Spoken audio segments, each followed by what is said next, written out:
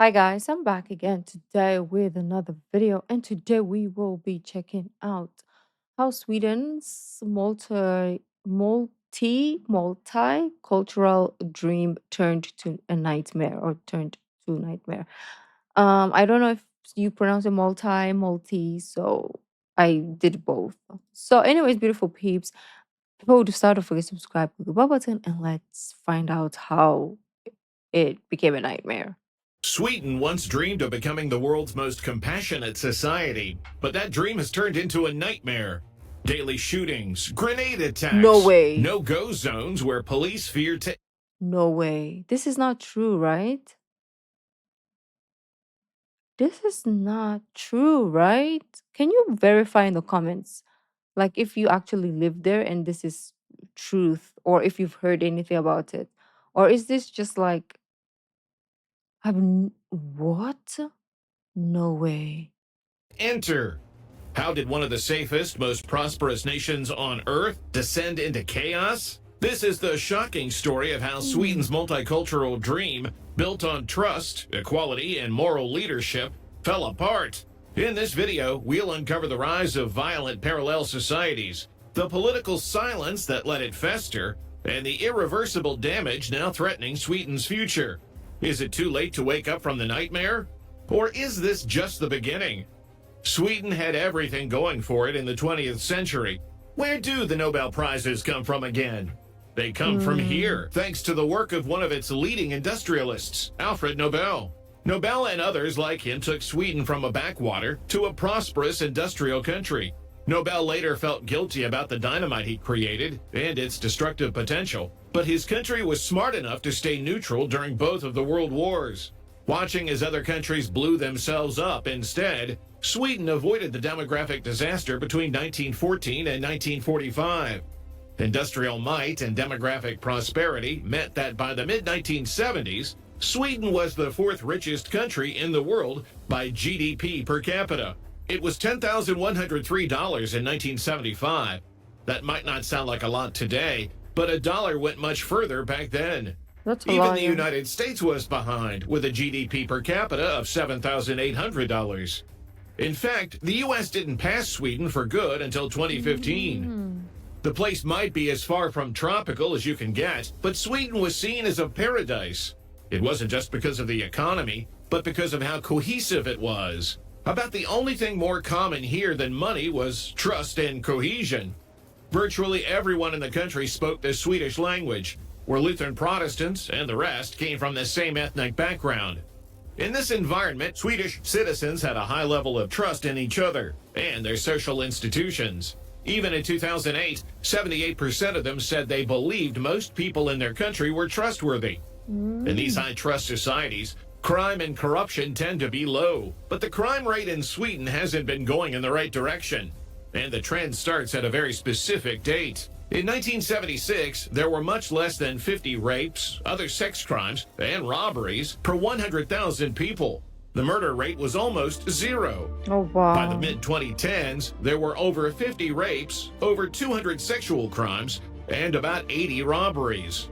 The murder rate was still close to zero, but slightly up. So what happened? In 1970, the foreign-born population of Sweden was 538,000, about 6.6% of the total at the time. And then, the bigwigs in Stockholm made a fateful decision. This man is Olof Palme, who was the Prime Minister of Sweden from 1969 to 1976, and then again from 1982 to 1986. Contemporaries saw him as a charismatic leader, and now he wanted to export that image. On May 19, 1975, Sweden's parliament, the Riksdag, voted unanimously to reject the old idea of assimilation. Instead, Sweden would be officially a multicultural country. Not only were immigrants not expected to assimilate to Swedish culture and the Swedish language, they would actually have the same access to Sweden's generous welfare system, even if they did not adopt Swedish customs. Free healthcare, free housing. You know how it goes. Schools changed. Immigrants or their children were encouraged to study in their native languages rather than Swedish, and taxpayer money went to fund non-native language radio and TV shows. And all of these things came easy for the new arrivals. There were no real requirements for citizenship. As long as you passed a basic criminal background check, you could become a citizen. Speaking the language or even having a job weren't required. Diversity is our strength became Sweden's new doctrine, and it would soon open itself up to very different cultures than anything it had seen before. Why This did Palme video and his is government decide to change the course of Swedish history? Think of it as a little marketing play that fit the spirit of the times. Europe was in the midst of a deep identity crisis. The world wars had we'll crippled it. talk later. The empires had just dissolved. The continent depended on the United States for its defense from communism. And all the while, the atrocities of the Nazis and the more distant past haunted it like a ghost. Sweden stayed neutral in the wars, and its involvement in overseas imperialism was minimal. But Palme decided that Sweden should become the conscience of the West anyway. As a result, the foreign-born population began to rise significantly. First, there were about 25,000 people fleeing from Chile and Argentina in the 1970s and 1980s. Then came the Islamic Revolution in Iran, and 30,000 new immigrants from there came in the 1980s. More people from conflict zones soon arrived on Sweden's shores. There were Somalis fleeing from their homeland's long civil war. There were Afghans running away from the Soviet invasion, and then the Taliban. There were Iraqis trying to get away from the frequent wars there. 100,000 more people came during the wars that followed the breakup of Yugoslavia. Eritreans came from what became arguably the world's worst tyrannical state. And yes, that includes North Korea. The numbers just kept going up. In 2013, there were 1.47 million foreign-born people residing in Sweden. Then came the big one. Syria's civil war and the rise of ISIS sent a wave of refugees crashing into Europe. People came to Sweden in lines stretching for miles. There were almost 163,000 in 2015 alone. That would be like 5 million people arriving in the United States without permission in a year. It was the highest per capita rate in Europe. So by 2024, there were What do you almost mean without 2.2 permission? million foreign-born people in Sweden. That's about 20% of the entire population. Almost 200,000 of them were from Syria alone. It hasn't been smooth sailing, although for a while, it looked like it might be. After all, Sweden was still ranked the 8th least corrupt country in the world on the 2024 Corruption Perceptions Index. Levels of trust are still much higher in Sweden than in the United States, and especially compared to Russia. 2008 seems like an age ago, but it was a canary in the coal mine. Riots broke out in Malmo. Another set erupted the next year. In 2010, Rinkeby got its own wave of rioting, and by 2013, Okay, we have to figure out what caused those riots instead of pinpointing the immigrants did it. Maybe it is Swedish people who don't like immigrants that started. It could be the other way around. I don't know. I don't know. That's why I want you guys to confirm. And um the question should be, why is it happening, rather than point fingers to a group of people. Rather than me saying, oh, because you guys came to my house, now this happened, right? I should question, why is this happening now, right? Let's fix the problem by finding the problem, where it's originating. Not just, oh, because the obvious change was, oh, we brought these people into this place and then stuff started happening. It could not even be because of them. It could just be because of the people who live there that don't like this change. That's why it's happening. Or it could literally be what this video is trying to insinuate, because it's kind of insinuating a lot of things. That's why I was like, we'll talk later, but I could forget everything. Is it because of the immigrants? Or maybe the immigrants did cause this. I don't know. I'm not keeping tabs with everyone in the world. I don't know. So You guys help me out. Stockholm itself was rocked by similar disturbances. The people involved were young immigrant men.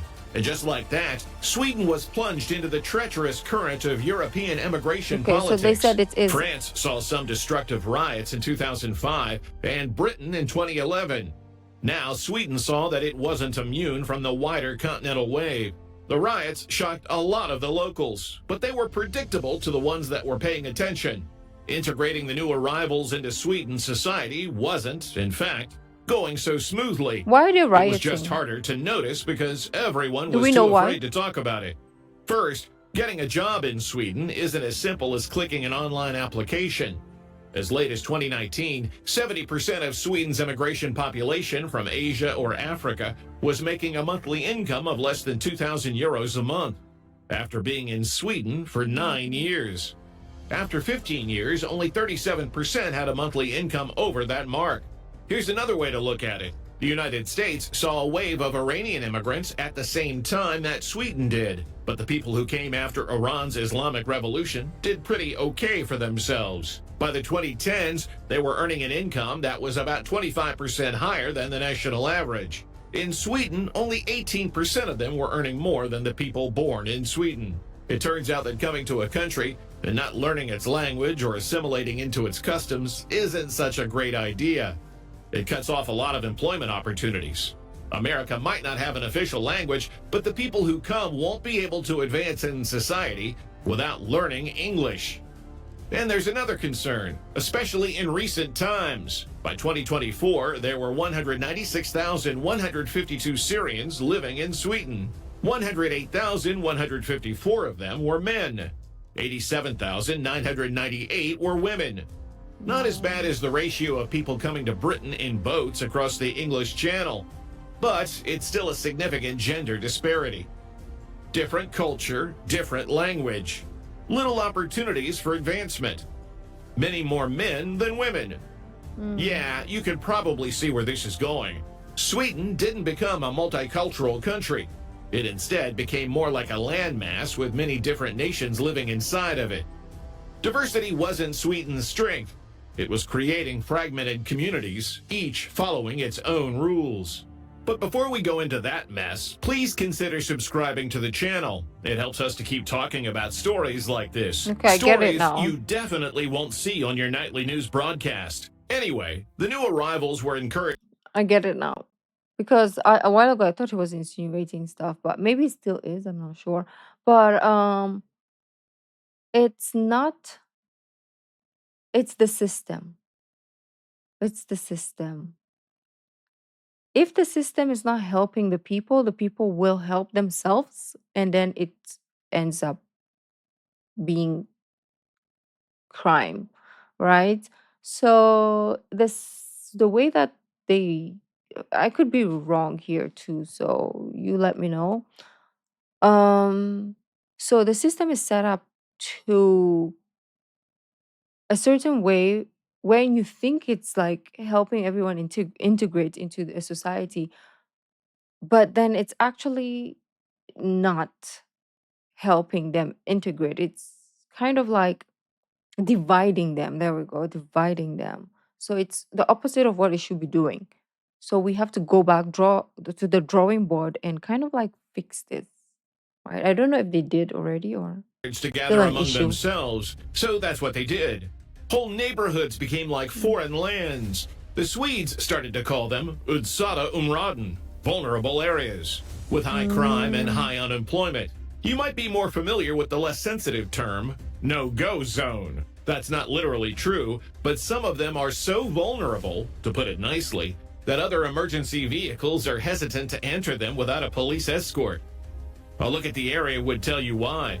Gangs are there, openly selling drugs on the street, or worse. Sometimes there are acts of violence done in broad daylight.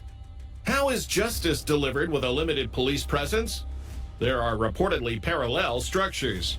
If you want to find the reason for those growing crime statistics, you're looking at it.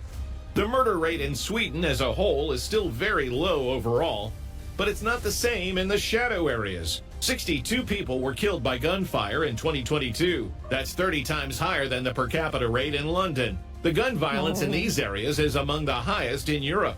That number might not sound like much compared to the United States, but that's because guns are rarer here.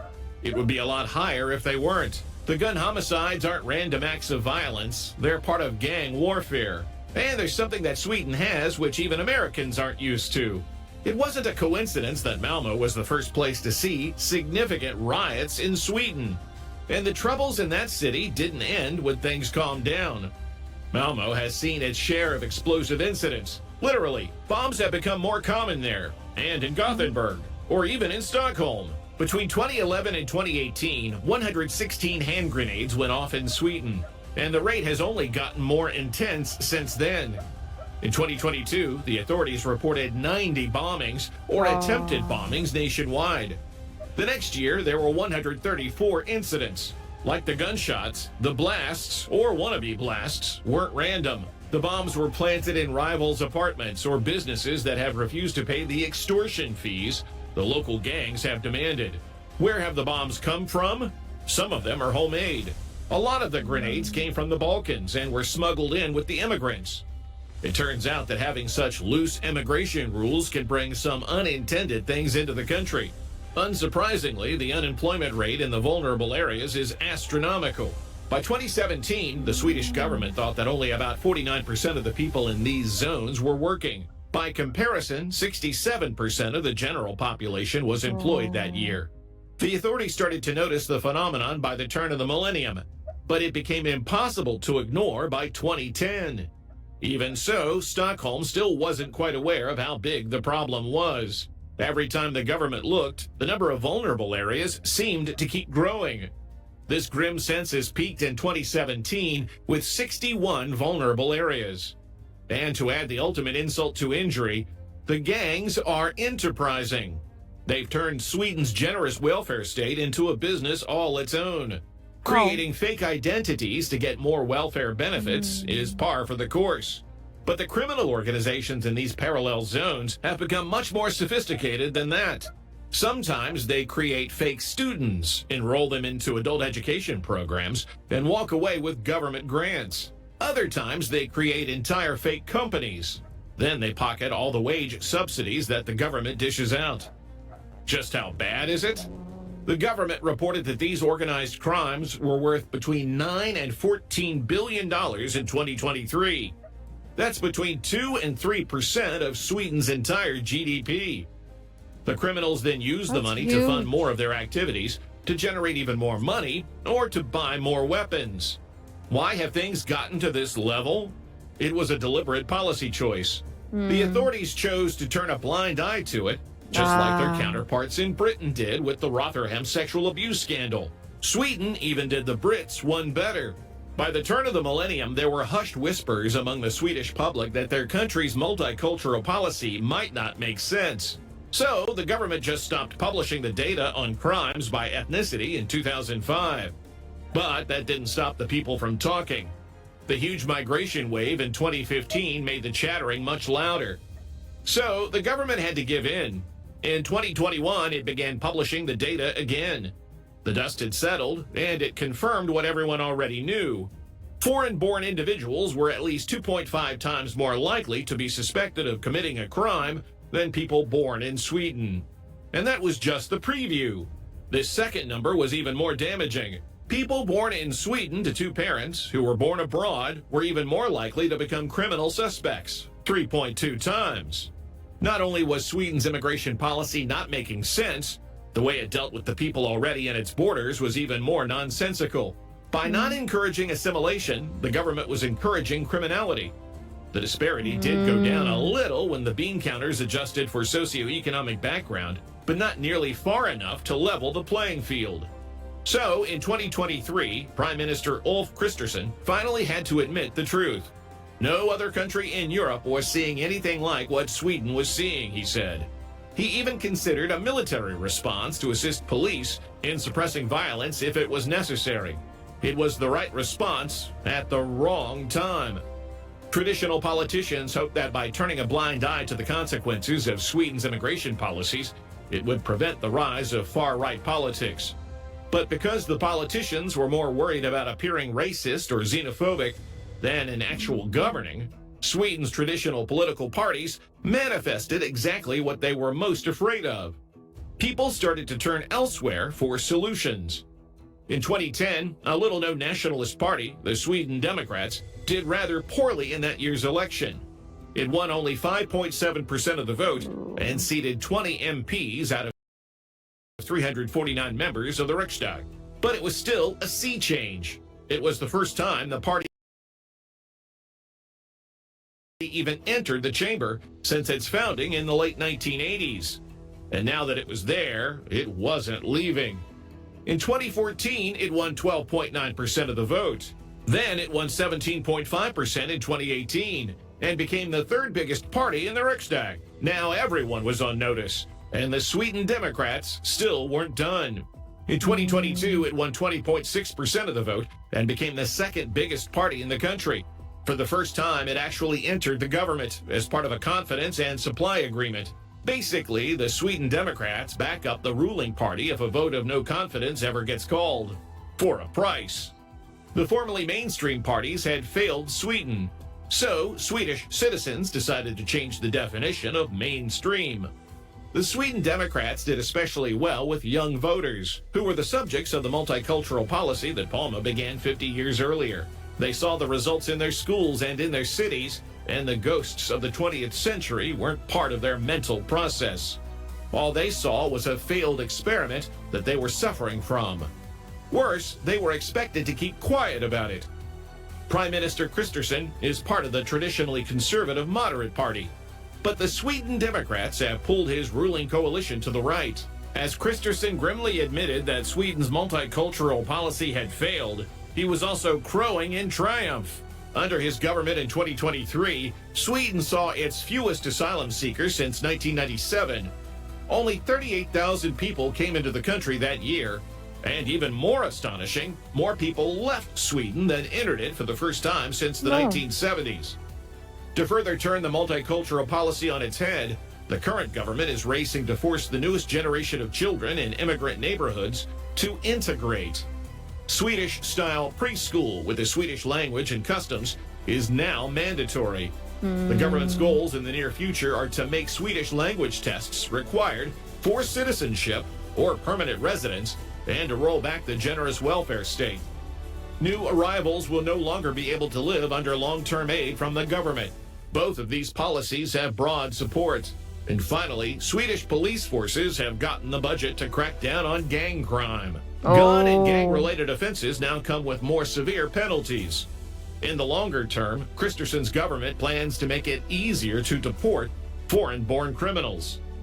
Some of these reforms are still works in progress. The true test will come in 2026 when Swedish voters go to the polls again. Like other elections of recent years, it will be a referendum on the country's immigration policies. If the public thinks Kristersson has done a good job, his coalition will be re-elected. But it's a good bet that the Sweden Democrats will continue to gain Their in voter logo is share. just After all, Sweden amazing. has had half a century and 2 generations of badly integrated immigrants to deal with. Fortunately for the government, it had a model to follow. It can be found in Denmark, which got much more restrictive on immigration. Polite circles in Sweden used to say their southern neighbors had a racist policy. No one's saying that now, because political correctness in Sweden is dead. Multiculturalism failed. No one's afraid to say that anymore. But how successful do you think Sweden will be in this about-face on immigration? Don't forget to let us know in the comments. Let me know also. Do you think it's gonna help? But I think yeah. Okay, in the beginning, to be honest, I was like, this is a little racist, and it. I still think there is like you cannot have this discussion and yeah, have a little bit of racism, to be honest. Um, but it's not necessarily at the same time. It's not like just collective group of immigrants that we're talking about. It's like the whole. These are like Middle East, Africa, Asia, Europe in itself. So it's like the whole collective, right? Um, So at the beginning, I was like, okay, maybe we're just categorizing a group of people and we're saying they're the problem, which still the video did. But also, if we don't make policies that will help the country, then people will take advantage of that. So I'm glad that they did ask the question and they are looking to solve that problem. They're acting to solve that problem rather than just put blame, right? So, anyways, beautiful peeps, hopefully this works out for Sweden. And yeah, let me know what your thoughts are. And if there's something that I didn't see or understand, let me know down in the comments. And I'll see you in the next video. Bye.